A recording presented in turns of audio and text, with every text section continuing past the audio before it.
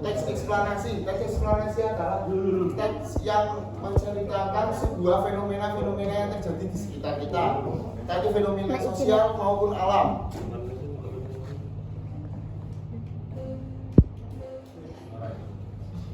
Itulah pengertiannya.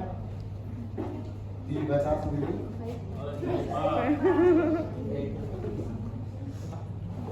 Semuanya fokus ke sana ya. Karena kita lagi menyimak PPT. Yang kedua tujuan dari apa sih tujuan dari tes eksplanasi?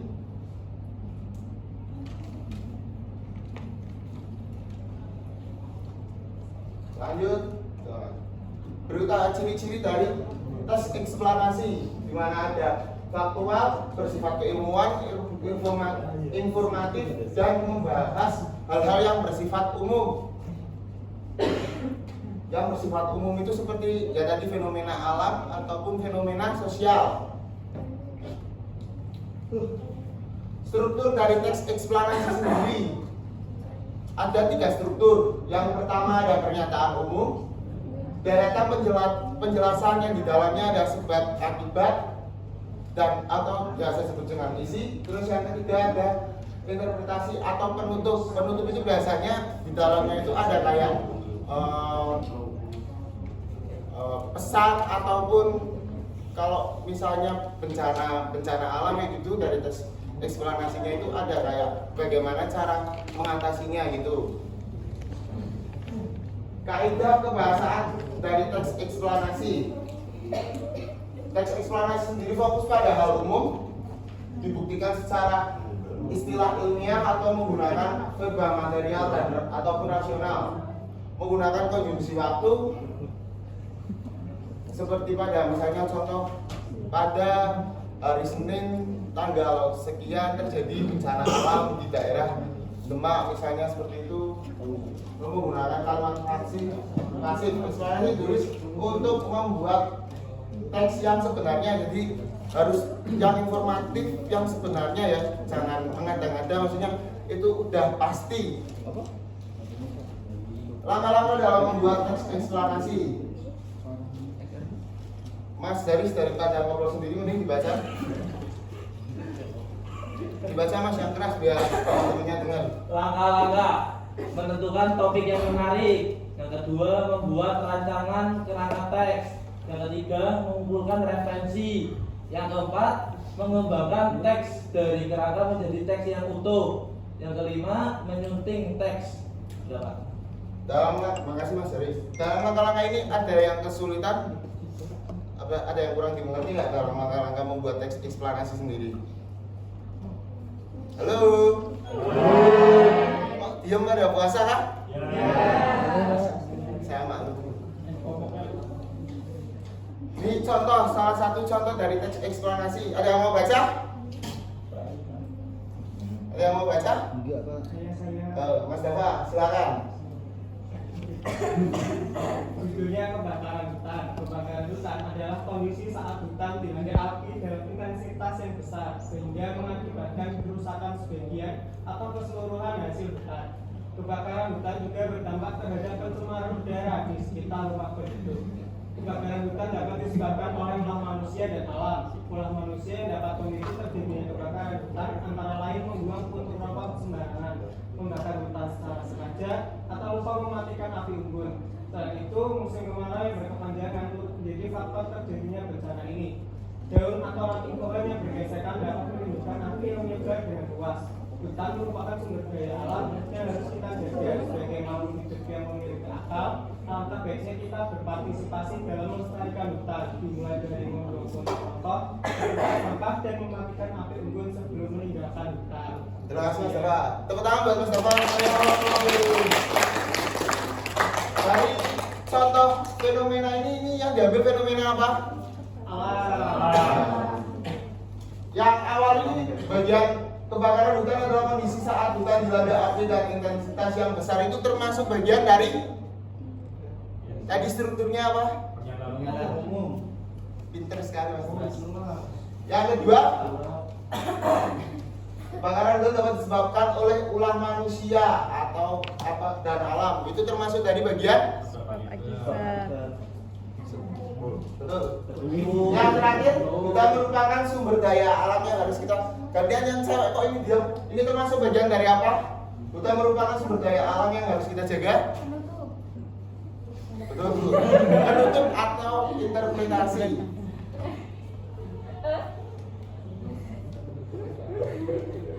Nah, udah selesai. Nah, berikutnya ini ada contoh. Ini sebenarnya sama sih, papan perangkai itu sama kayak PPT.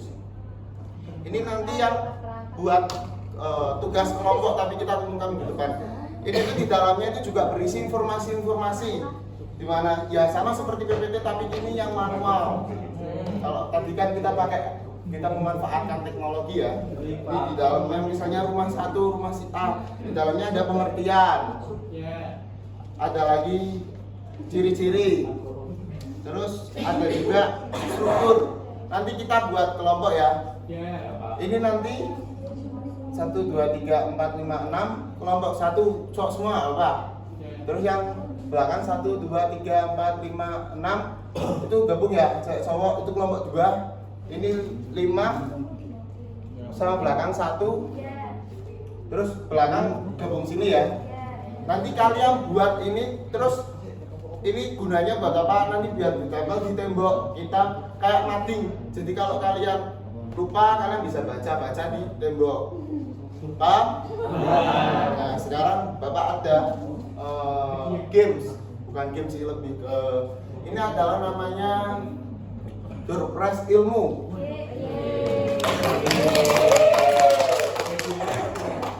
Ada yang mau maju nggak? Mau Pak. Jelasin dulu ya. Hadiahnya nanti buka puasa.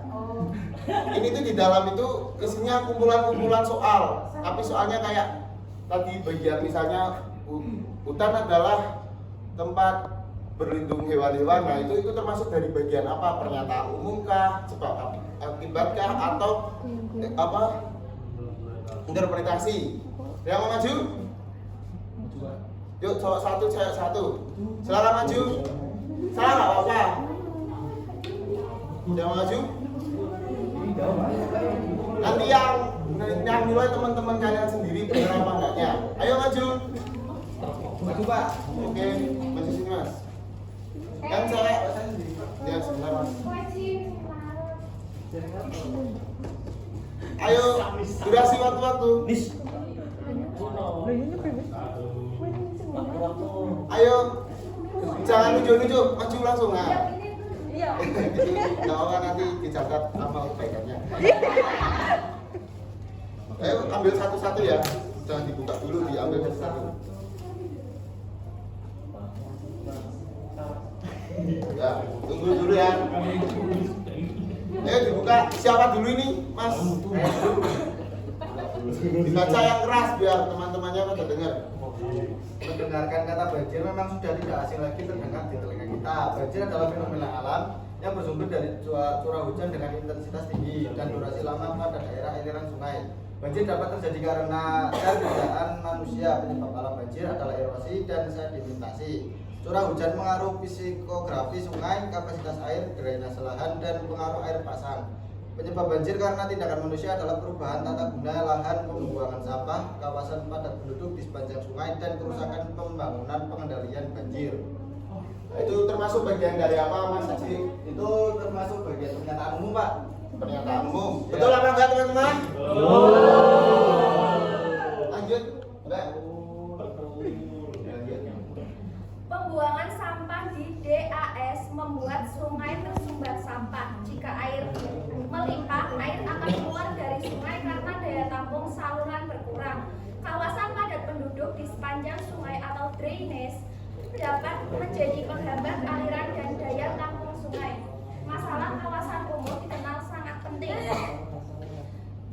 sebagai faktor sosial terhadap masalah banjir daerah perkotaan. Itu bagian dari apa? Informasi berarti masuknya ke sama ya sebab akibat ya. Tepuk tangan buat keduanya.